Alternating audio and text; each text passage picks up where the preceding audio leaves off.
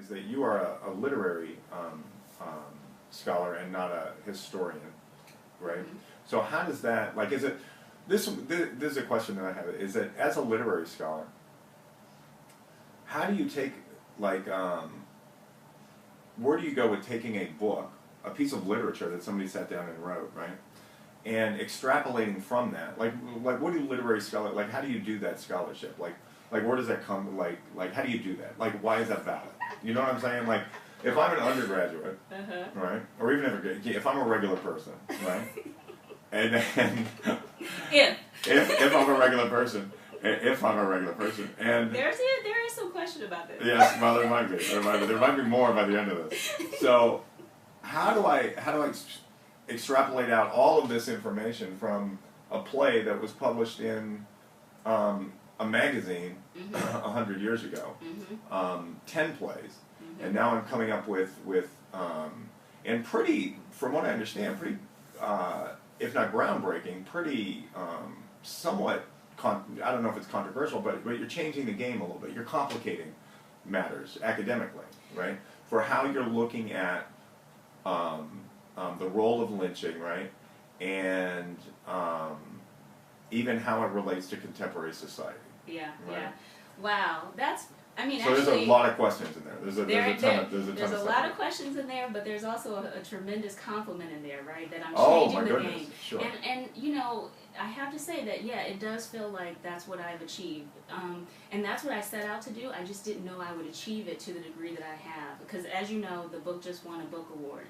And that, what you're articulating is kind of the crux of what the selection committee chair said when he was presenting the award to me. Is that, okay, you're really changing the game in terms of what counts as evidence of theatrical power, for example, right? And how should we think about the history of theater in the United States? So to answer your question, there are lots of different ways that I feel like I did that, but there are a couple different ways I could go with this. One is that I'm very indebted to the theories of a woman named Diana Taylor.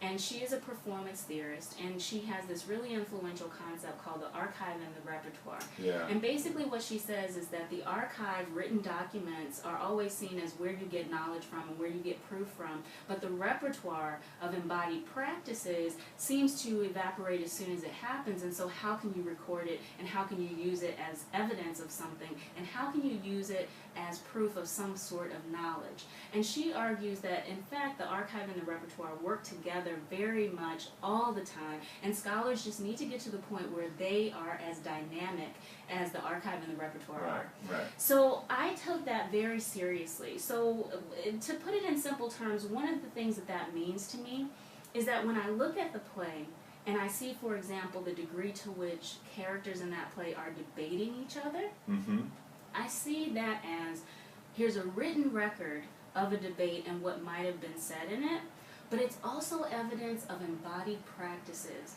The debate itself happening in this text suggests that there are people who look like these characters who are debating.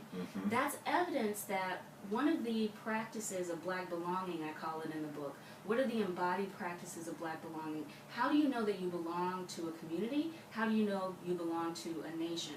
One of the things that these plays suggest is that debate is one of the ways you know that. And so if they're debating in the play, then that means that there were people debating in real life. Yeah. So that's how you can draw out and think about the ways that, okay, they weren't just reading this play in the barbershop, they were debating about it. Sure. Okay? Yeah, so that's one of the ways that I try to do it. Archive and repertoire gave me some language and tools to do that with, but I'll make it a little bit more concrete. Even more concrete, I hope, than that. So periodicals are very important to what I'm doing. So Crisis Magazine, which is the national organ of the NAACP, is very important to this study, and it still is published today, by the way. Okay, so in Crisis Magazine, when W.E.B. Du Bois is editing it, one of the things that he ends up writing about is how he's publishing plays in Crisis that are meant for amateur performance, and he knows that there are amateur performers out there doing it without sending him a royalty check. And so, how can you do this, right? So when I see that in the periodical, I'm thinking, okay, wait, there's evidence Yeah. of Yeah. embodied practices that are happening that aren't necessarily being documented Yeah. in the ways that I would like as a theater. If I'm trying to be a theater historian, then I want to see playbills and I want to Yeah. see box office receipts. But here's some evidence Mhm. that I'm not going to find those because Du Bois is looking for his royalty Yeah, check. that's right. So That's if right. that's the case, then I know that there's a reason why they wouldn't want to be found out. But I also know that he knows that this is actually happening. Yeah, exactly. There are enough amateur performances happening that he's actually missing. Wanting some money for it. Right, yeah. So that is another example, right? If I think about the archive and the repertoire as Diana Taylor puts it Yeah. out, and then I Yeah. combine it with that kind of moment, Yeah. then that means that I'm not crazy for thinking, okay, there are ways of realizing that these texts meant something to these communities. Yeah. And even though I can't document it with playbills, Yeah. I can document it because it clearly meant something to them. Yeah. So that's an example. I mean, obviously there are other things Yeah, happening in sure, the book, sure. but Yeah, that's an yeah. example. All right. And so the how do you take then how do you apply sort of as a scholar in general, and as you particularly, how do you apply the work that you do with stuff that was going on 100 years ago, or these plays being written, to contemporary society? I know you have a blog that you blog on about contemporary issues as well. And does your research help inform, like your research of the past, help inform sort of your views on the world today, or how that world looks to you? Absolutely, yeah. So my blog is Corey's Commentary, and I try. And we will link to it. And I try my best to. I try not to go too much on contemporary issues, meaning news items. I certainly talk about the contemporary moment, but I try not to be just driven by whatever's in the news at the moment. And I'm really interested in performance in general. So I talk about, plays and television shows and things like that. But I also try to think about performance as something that informs our everyday lives, right? So in the book, I talk about it in terms of embodied practices. So when I say performance, I mean any embodied practice, which, here we are in dialogue, right?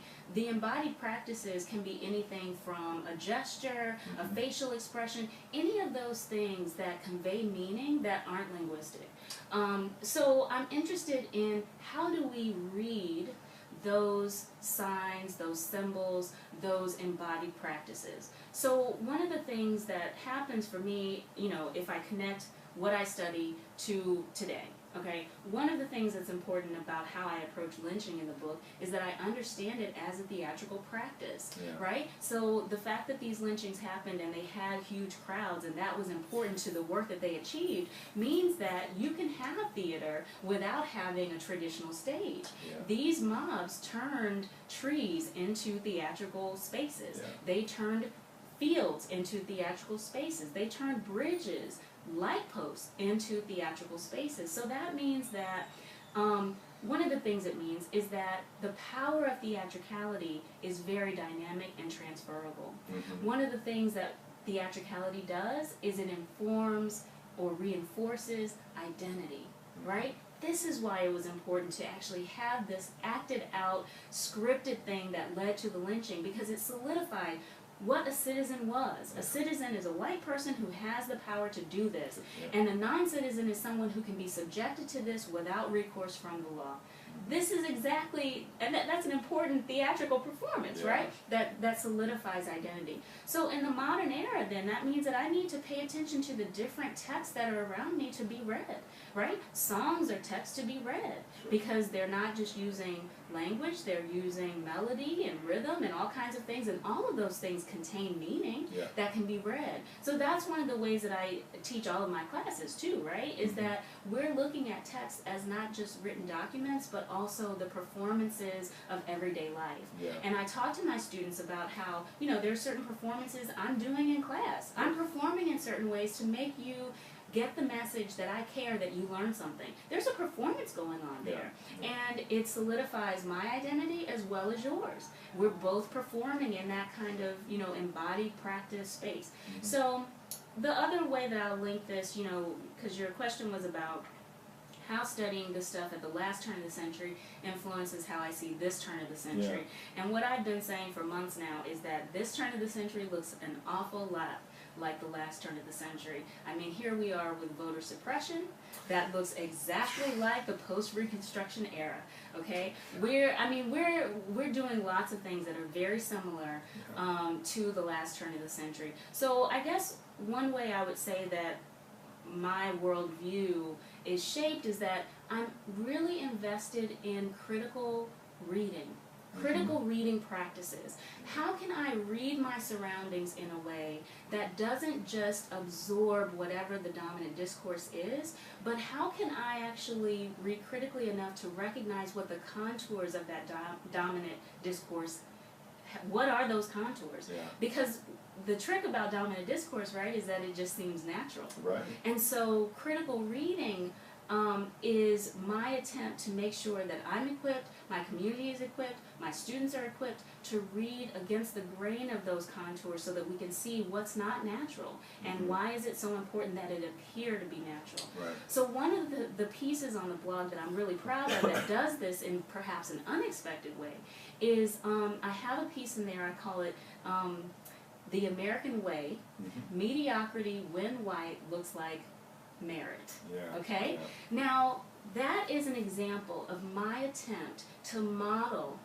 critical reading practices. Yeah. What am I reading there? I'm reading my surroundings. I'm reading what are the different things that happen around me that undergird this very common sense notion that whites should be in the positions that they're in. Of course. Right.